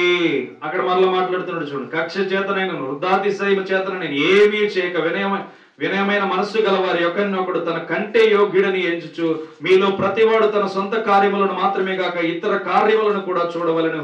క్రీస్తు యేసునకు కలిగిన ఈ మనస్సును మీరును కలిగి ఉండుడి. క్లారిటీ వచ్చిందా? నేను బోధిస్తున్నది కరెక్టే కదా? చెప్తున్నది కరెక్టే కదా? దేవుడు చెప్తున్న విషయం అదే. కావున క్రీస్తు యేసునందు ఏ హెచ్చరికైనను ప్రేమ వలన ఆదరణైన ఆత్మయందు ఏ సహవాసమైన ఏ దయారసమైన వాస్తవమైన ఉన్న ఎడల మీరు యాక మనస్సుకు లగినట్లు యాక ప్రేమ కలిగి యాక భావముగా ఉండి ఒకదాని అందే మనస్సుంచుచు నా సంతోషమును పరిపూర్ణము చెయ్యండి. అర్థమవుతుందా? దేవుని సంతోషమైన పరిపూర్ణత ఎప్పుడు వస్తుందంటే మనందరిది ఒకటే హృదయమైనప్పుడు. అర్థమవుతుందా?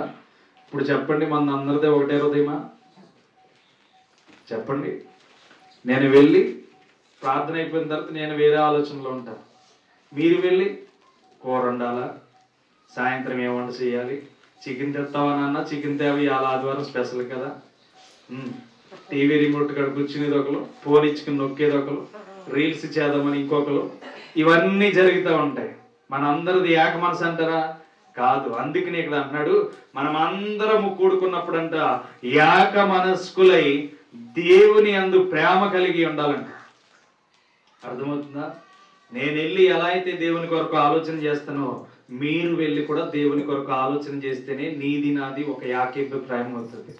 నేను మాట్లాడే మాట నీకు అర్థమవుతుంది, నేను మాట్లాడే మాట నీకు జ్ఞానాన్ని ఇస్తుంది, నేను మాట్లాడే ప్రతి మాటలో దేవుని కృప విడుదలవుతుంది కనుక ఆయన కృప ద్వారా మీ జీవితాలు బాగుపడుతున్నాయి కనుక ఆ మాటలు మీరు తలపోసుకొని సరైన నెలలో సరైన మార్గంలో ఎదిగే రీతిగా కనబడతారు. అందుకని ఇక్కడ అంటున్నాడు యాక ప్రేమ కలిగి యాక భావము గలవారైండి ఒకదాని అందే మనసుంచు నా సంతోషము పరిపూర్ణం చేయండి. దేవునికి ఎక్కడ సంతోషం?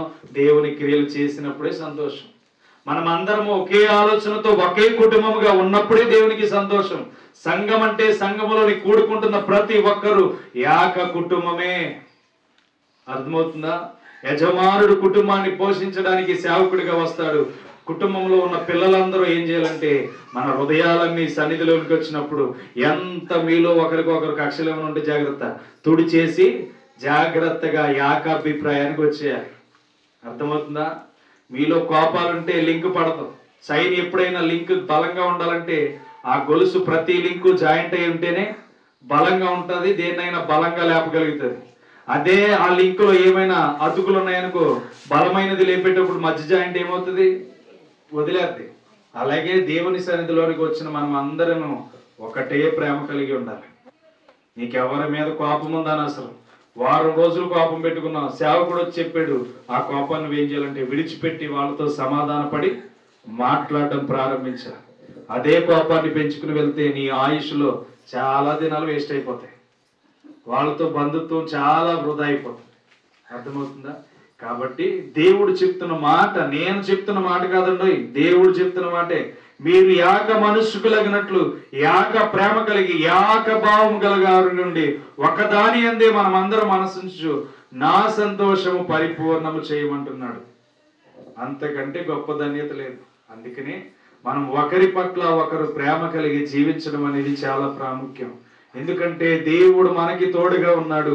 క్రీస్తు యేసునకు కలిగిన ఈ మనస్సును మీరును కలిగి ఉండి. 5వ వచనంలో క్లారిటీగా మాట్లాడేట మాట. క్రీస్తు యేసునకు మనస్సు అంటే కొరడాలతో కొడుతున్నప్పుడు క్షమించమన్నాడు. ఉమ్ము పోస్తున్నప్పుడు ఇంచుమించు కొన్ని వందల మంది ఆయన ముఖం మీద ఉమ్మూసారంట. అర్థమవుతుందా? అంటే ఎంత దారుణమైన పరిస్థితి, ఏ పరిస్థితిలో ఉన్నాడో అలాంటి పరిస్థితిలో కూడా క్షమించమన్నాడంటే కేవలం ఇంటి పక్కల ఒక మాట అన్నందుకే సంవత్సరాలు కోపాలు మనకి.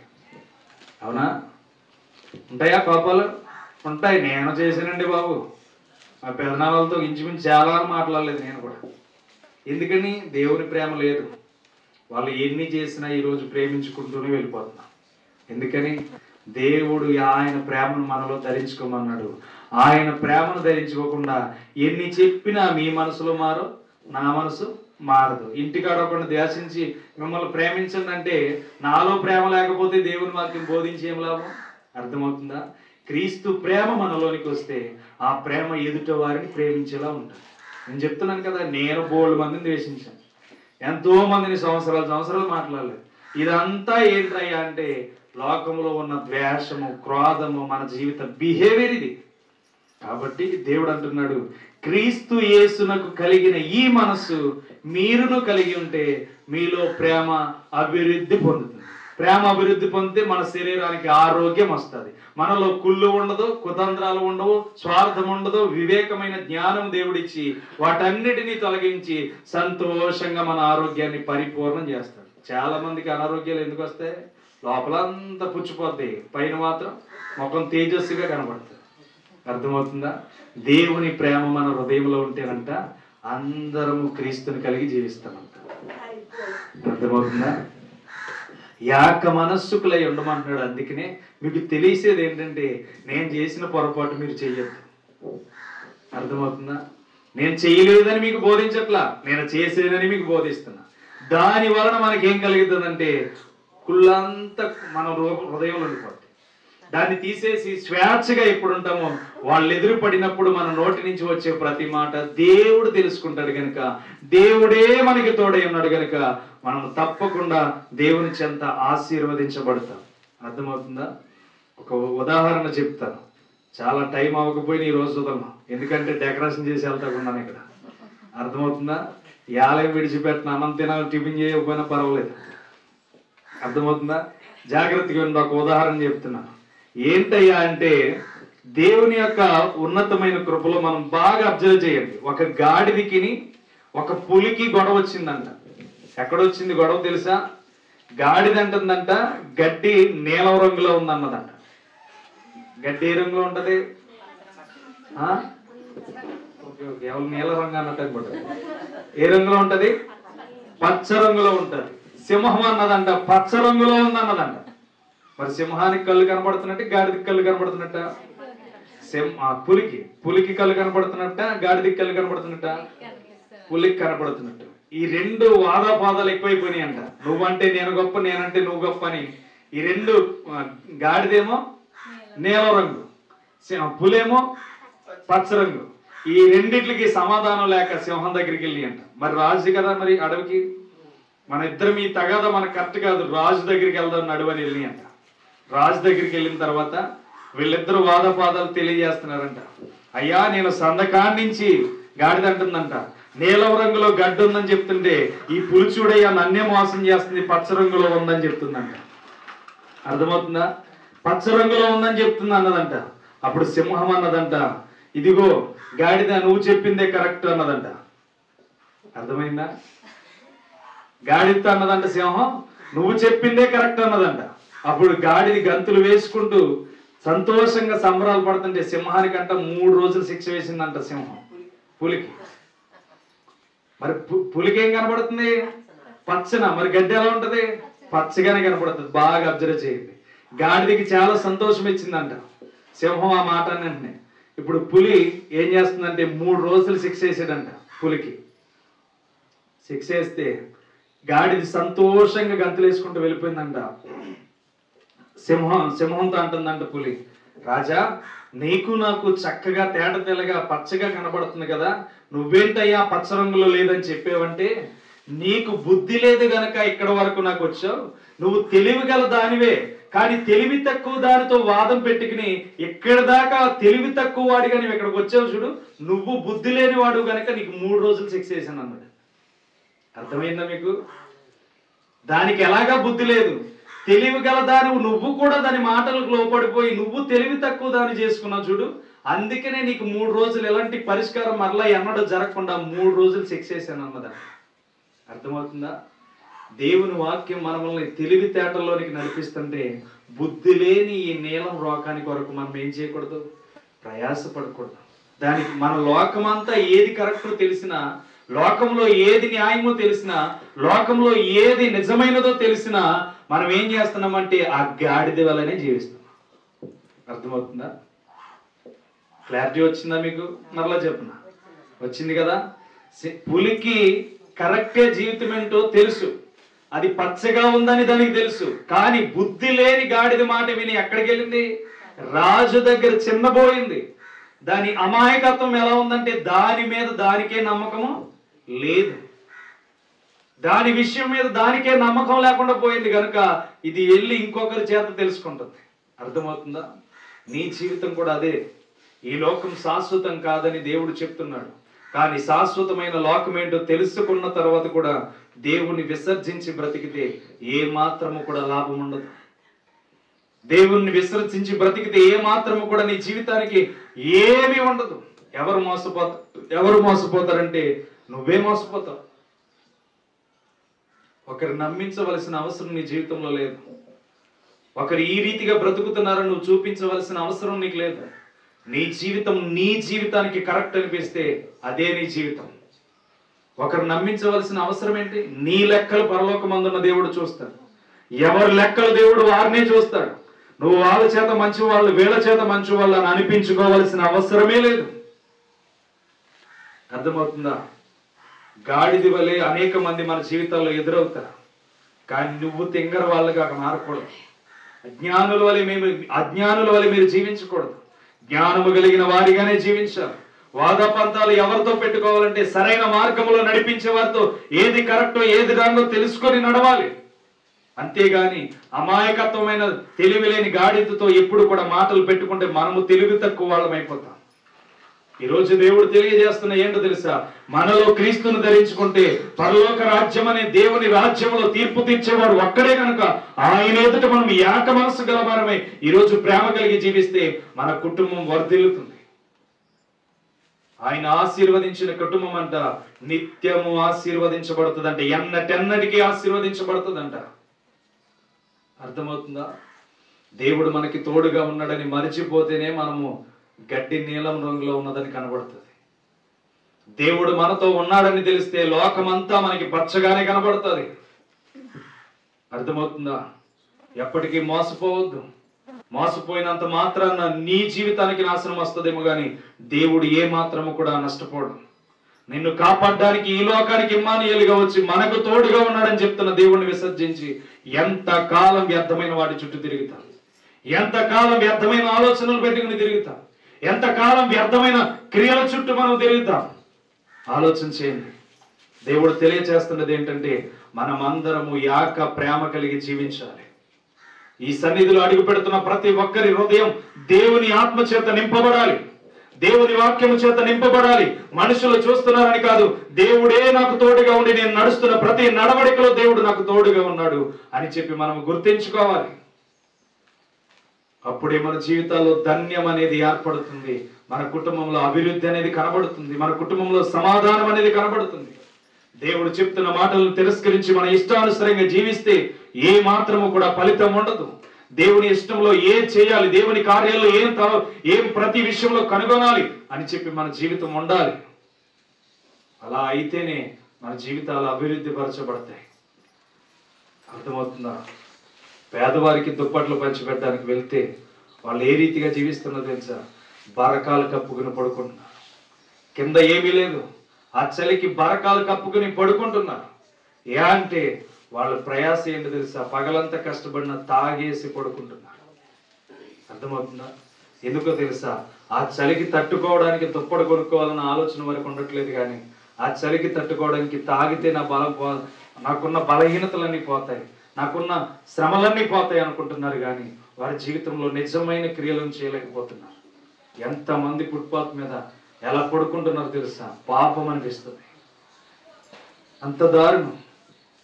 అంటే ఏమో వాళ్ళ పరిస్థితి అలా అవడానికి కారణం వాళ్ళేనేమో, వాళ్ళ జీవితం అలా అవ్వడానికి వాళ్ళే కారణమేమో, వాళ్ళ ఇష్టానుసారంగా త్రాగిన ఆ త్రాగుడే వాళ్ళని నాశనం చేసిందేమో, వాళ్ళ ఇష్టానుసారంగా జీవించిన జీవితం వాళ్ళని నాశనం చేసిందేమో. అందుకని దానిలో నుంచి బయటికి వచ్చేయాలి తప్ప దానిలో ఎన్నడూ కూడా ఉండకూడదని మనం తెలియచేస్తూ మొత్తుకుంటూ ఉంటాం. వాళ్ళకి వెళ్ళి చెప్తుంటే వాళ్ళకి అర్థం కాని రీతిగా ఉంటారు వాళ్ళు. అంటే వాళ్ళకి ఏం తెలుసు అంటే త్రాగేసి పడుకుంటే ఈ చలికి తట్టుకుని పొద్దున్న మరలా పని చేసుకోవచ్చులే అన్న ఉద్దేశం. ఒక్కొక్కరిని దోమలు ఎంత పట్టేస్తాయో తెలుసా? మనకి సుఖమైన ప్రాణం, రగ్గులతో కూడిన ప్రాణం, పరుపులతో కూడిన ప్రాణం, సుఖాన్ని పెడుతున్నాం కానీ దేవుని కొరకు ప్రయాసపడట్లా. దేవుని కొరకు ఏం చేయాలన్న ఆలోచన మనలోనికి రావట్లా. దేవుని కొరకు ఏది సాధించగలమనేది ఆలోచన రావట్లా. దేవుని చిత్తాన్ని ఎలా చేయాలని ఆలోచన రావట్లా. దేవుడు అందుకనే అంటున్నాడు, క్రీస్తు యేసునకు కలిగిన ఈ మనస్సు మీరు కలిగి ఉంటే మీరు కూడా అభివృద్ధి పొందుతారు, మీరు కూడా ఆశీర్వదించబడతారు, మీరు కూడా దీవించబడతారు. నిత్యము మీ కుటుంబము దేవుని సన్నిధిలో ఆశీర్వదించబడుతుంది.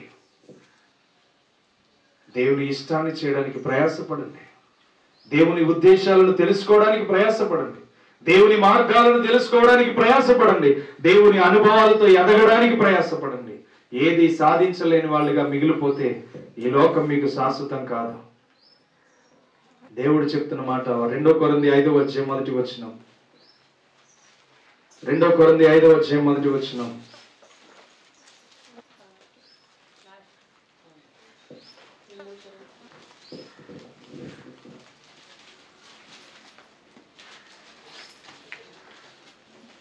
ఐదవ అధ్యాయం మొదటి వచనం. భూమి మీద మా గుడారమైన ఈ నివాసము శిథిలమైపోయినను, చేతి పని కాక దేవుని చేత కట్టబడినదియు నిత్యమైనదియునైనా నివాసము పరలోకమందు మనకున్నదని ఎరుగుదుము. అర్థమవుతుందా? ఏం చెప్తున్నాడు? ఈ లోకం శిథిలమైపోతుంది, దేవుని చేత కట్టబడిన పరలోకం అనేది ఒకటి ఉంది, అది నిత్యము నిలబడుతుందని దేవుడు తెలియజేస్తున్నాడు. ఈ యొక్క గ్రామంలో ఒక్క కుటుంబముగా ఏర్పాటు చేసుకుని ఇంతమందికి వాక్యాన్ని ఇవ్వడానికి దేవుడు ఏర్పాటు చేశాడంటే దేవుని యందు మీ ప్రణాళిక ఉందా లేదా? ఉంది.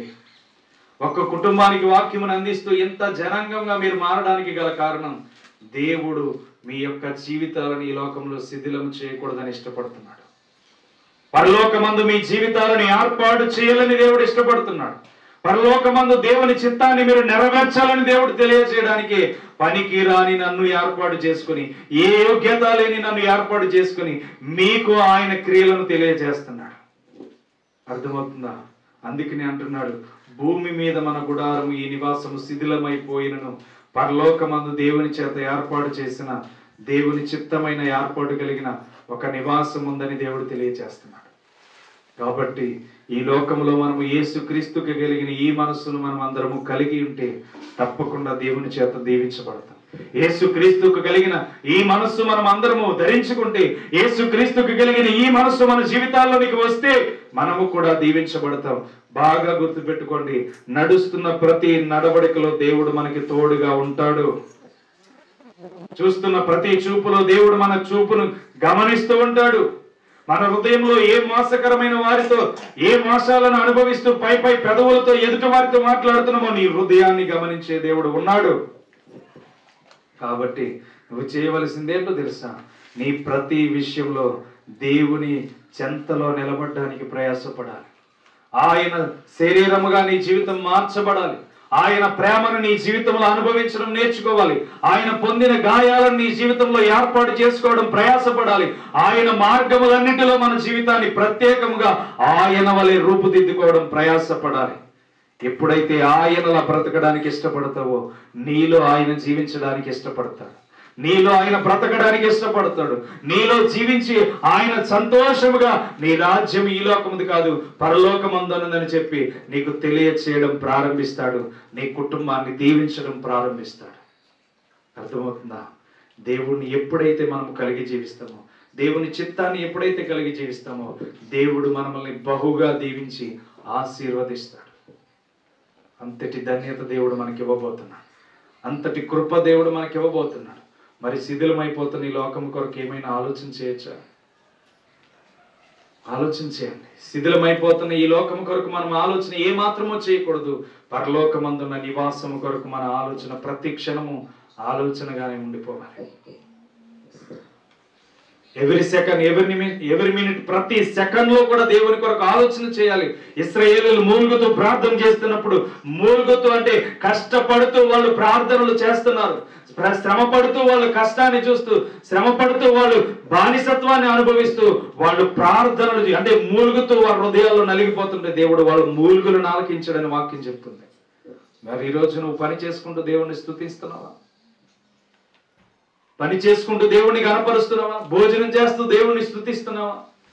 ప్రతి సందర్భానుసారంగా దేవుణ్ణి హృదయంలో తలంచుకుంటూ ఉండాలి. ప్రతి సందర్భానుసారంగా నడుస్తున్నప్పుడు, స్కూల్కి వెళ్తున్నప్పుడు, కాలేజీకి వెళ్తున్నప్పుడు, పనులు చేసుకుంటున్నప్పుడు, నువ్వు ప్రయాణం చేస్తున్నప్పుడు కూడా దేవుణ్ణి స్తుతించవచ్చు. మూలుగుతూ దేవుణ్ణి స్తుతించవచ్చు.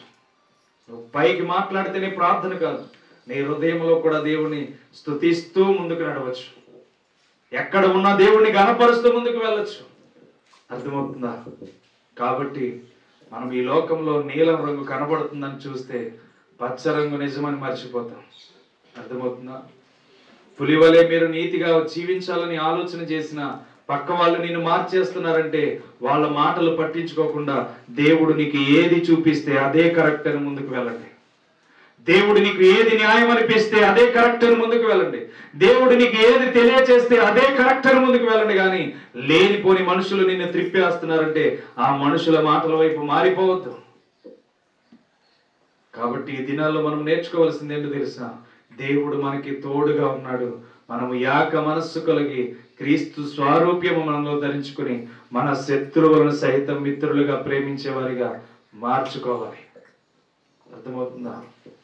దేవుడు తెలియచేసే విధానాన్ని ఎన్నటికీ విడిచిపెట్టకూడదు. ఆయన కృపలో ఎన్నడూ దూరం అయిపోకూడదు. మన ప్రతి అవసరతను తీర్చేది దేవుడే. ఇది గ్యారంటీగా నేను చెప్పగలను. ఈ లోకంలో ఎవ్వరు నీకు సహాయం చేయకపోవచ్చు. ఈ లోకంలో నీ రోగాన్ని ఎవరు తొలగించకపోవచ్చు. ఈ లోకంలో నీకున్న బలహీనతల నుంచి ఎవరు బయటికి తీసుకురాకపోవచ్చు. కానీ నా దేవుడు మాత్రం ప్రతి విషయాన్ని నీకు తోడుగా ఉండి గమనిస్తూనే ఉన్నాడు. ఇప్పుడు ఆయన పాదముల మీద పడి నువ్వు మొర్ర పెడతావా అని చెప్పి దేవుడు ప్రాధేయపడుతూనే ఉన్నాడు. అర్థమవుతుందా? విడిచిపెట్టొద్దు. దేవుడు వెక్కిరించబడ్డావు. దేవుని చిత్తంలో నీవు దీవించబడితేనే ఆశీర్వదించబడతావు. ఒక రోజు మనం అందరము నిజమైన న్యాయపీఠ మీద నిలబడిపోతున్నాం. ఆ న్యాయపీఠ మీద నిలబడినప్పుడు నీ తీర్పు నా తీర్పు కరెక్ట్ గా లేకపోతే నరకమని యోగంలోనికి వెళ్ళిపోతాం. ఎవడు ఎన్ని చేసుకున్నా ఈ లోకంలో వాళ్ళ ఇష్టం. ఎవరు ఎన్ని చేసుకున్నా వాళ్ళ జీవితం ఈ లోకంలో వాళ్ళ ఇష్టం. కానీ ఒకరోజు నిజమైన దేవుని ఎదుట నిలబడక తప్పదు. ఆ న్యాయపీఠ ఎదుట నిలబడినప్పుడు వారి జీవితాలు ఎంత కఠినమైన శిక్షను భరించబోతున్నాయో, ఆ శిక్ష ఎంత భయంకరంగా ఉండబోతుందో, ఆ నరకాగ్ని ఎంత భయంకరమైన స్థితిలో ఉండబోతుందో ఆ రోజు ప్రతి ఒక్కరికి అర్థమవుతుంది. ఈ భూమి మీద వ్యతిరేకంగా జీవించిన వాడికి, దేవుని ఎదుట సంతోషంగా జీవించిన వాడికి ఎంత భయంకరమైనది తప్పించుకున్నానని అయ్యో నీతిగా జీవించిన వాడు ఆలోచన చేస్తాడు. ఇంత భయంకరమైన పరిస్థితుల్లో చెప్పినా వినలేనే అని చెప్పి ఆ స్థానాన్ని చూసి నలిగిపోయేవాడు కూడా ఆ దినాన్ని పక్కాగా చూస్తారు. చూసినప్పుడు అర్థమవుతుంది, ఎంత ఘోర పాపాన్ని నేను భూలోకంలో చేశాను, ఎంత ఘోర పాపాన్ని భూలోకంలో నేను చేశాను అని చెప్పి వాళ్ళు ఎంత నలిగిపోతారంటే ఆ సమయం వాళ్ళకు గుర్తొచ్చినప్పుడు వాళ్ళకి అర్థమవుతుంది. కాబట్టి ఈరోజు మనం అందరం ఏక మనస్సు కలిగి జీవించాలి. ఏక అభిప్రాయం కలిగి జీవించాలి. శత్రువులను దేవుడు అంత శ్రమలో ప్రేమిస్తే జస్ట్ ఒక మాట అన్నందుకు నీ యొక్క మిత్రులను ద్వేషిస్తున్నావు, నీ బంధువులను ద్వేషిస్తున్నావు, నీ అహంకారాలను ఇష్టం లేకుండా చూస్తున్నావు. మరి అలాంటప్పుడు పరలోకం నుండి దిగి వచ్చిన దేవుడు ఇంకెంత దారుణంగా వాళ్ళని చూడాలి, వాళ్ళు ఇంకెంత దారుణంగా శపించాలి, వాళ్ళు ఇంకెంత దారుణంగా నాశనం చేయాలి. కానీ వాళ్ళన్నిటిని విడిచిపెట్టి ఆయన క్షమాహృదయుడై ఆయనందరినీ క్షమించాడంటే కేవలం నీకు నాకు కూడా క్రీస్తు యేసునకు కలిగిన మనస్సు రావాలని చెప్పి ఆయన ఆ ఉద్దేశాన్ని ఈరోజు మనకి తెలియజేస్తున్నాడు. కాబట్టి నువ్వు ఎవరినైనా ద్వేషించొద్దు, ఎవరినైనా విడిచిపెట్టేసి వాళ్ళు నిన్ను ద్వేషిస్తున్నారని తెలిసిన నువ్వు మాత్రం నీ ప్రేమను వారిలో కనబరచడం ప్రారంభిస్తే నీ కుటుంబం దేవుని సన్నిధిలో నిత్యము ఆశీర్వదించబడడం దేవుడు చేయడం ప్రారంభిస్తాడు. దేవునికి స్తోత్రం. కాబట్టి ఏ ఉద్దేశాలను బట్టి మనం మోసపోతున్నామో, ఏ ఉద్దేశాలను బట్టి మన జీవితాలు నాశనం అయిపోతున్నాయో, ఏ ఉద్దేశాలను బట్టి దేవునికి దూరం అయిపోతున్నామో, ఇవన్నిటిని విడిచిపెట్టి దేవుడు ఒక రోజు న్యాయపీఠం ఎదుట నన్ను నిలబెట్టబోతున్నాడు. ఆ న్యాయపీఠం ఎదుట సంతోషముగా ఆయన ఎదుట నిలబడాలని నువ్వు ఆలోచన చేస్తే ఈ రోజే దేవుడు నీకు తెలియజేస్తుంది ఏంటో తెలుసా? ఇంకా 9 రోజులు మన ముందున్నాయి. ఈ 9 రోజుల్లో మన జీవితాల్లో ఎవరి ఎడల మనము అసహ్య కార్యాలు చేసి వాళ్ళకి అవమానంగా మార్చబడ్డామో, ద్వేషిస్తున్నామో, వారి ఎడల సంతోషముతో సమాధానం కలిగి క్రీస్తు యేసునికి కలిగిన మనస్సును మనం ధరించుకుని వారిని క్షమించి వాళ్ళతో స్నేహభావాన్ని ప్రేమించి ఏక మనస్కులై జీవించుదుముగాక. ప్రార్థన చేద్దాం. ప్రతి ఒక్కరి తలలు వచ్చి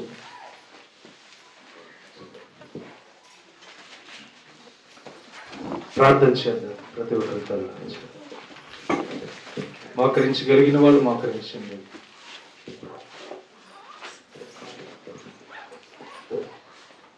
స్తోత్రం తండ్రి, పరిశుద్ధుడా, ప్రేమగల తండ్రి, కృపగలిగిన దేవుడవు, సర్వశక్తిమంతుడు, జీవాధిపతివి, జీవము కలిగిన దేవుడు తండ్రి, నిత్యము నీ కృప చేత మమ్మల్ని కాచి కాపాడి నడిపించి బలపరిచి నీ ఉన్నతమైన కృపలో మమ్మల్ని భద్రపరిచినందుకు స్తోత్రాలు.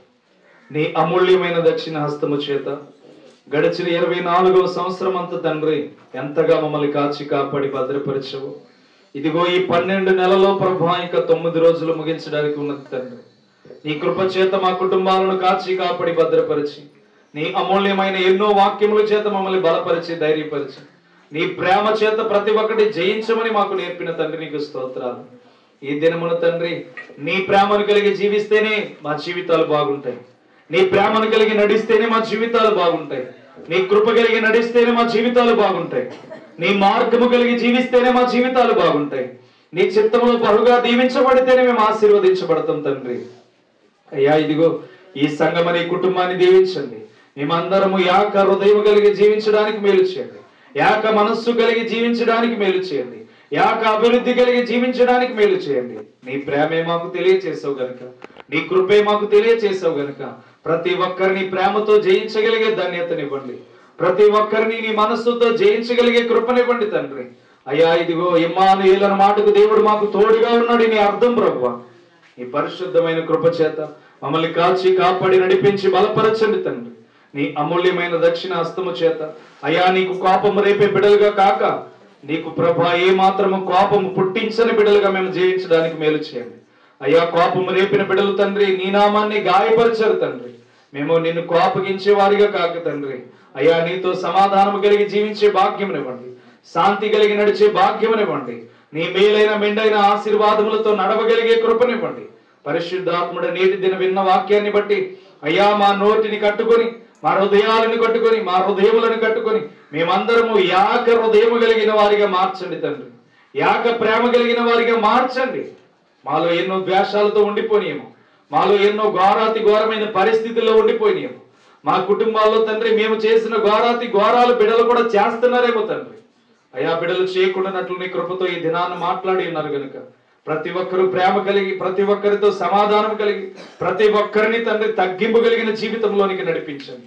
నీ వలె జీవిస్తే తప్ప నీ వలె నడిస్తే తప్ప పరలోక రాజ్యం లేదని చెప్తున్నావు గనుక నీ కృప చేత మమ్మల్ని దీవించి ఈ లోకం శిథిలమైపోతుంది. పరలోక రాజ్యం కొరకు మీరే మమ్మల్ని పరుగులు పెట్టి ముందుకు నడిపించి బలపరిచి నీ చిత్తమును జరిగించి మేలు చేయమని పరిశుద్ధాత్మ కలిగిన నామంలో అడిగి వేడుకొని నామానికి మేము చెల్లిస్తున్నాం తండ్రి. ఆమేన్. వందనాలు.